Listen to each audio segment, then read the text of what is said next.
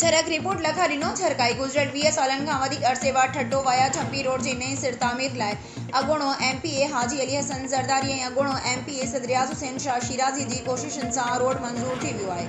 जंहिं जी शुरूआती कम बि ठेकेदार पारां जारी कंदे रोड ते पहिरिएं खां ई मिटी वारे कचे गाड़ी रोड़ी भरम में कलर वारी मिटी लहण शुरू करे छॾी आहे,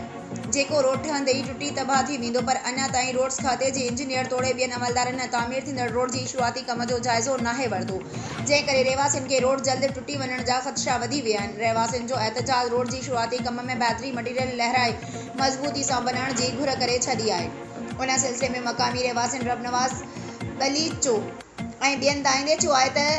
त ठट्टो वाया झंपी रोड काफ़ी सालनि बाद नई सिर तामीर लाइ मंज़ूर थियो, पर ठेकेदार पारां रोड में शुरूआती ग़लत मटीरियल सां कई वई आहे। हिननि इल्ज़ाम हणंदे चयो त रोड जी शुरूआत कम में गाड़ी मिटी वारे कचे रोहिड़ी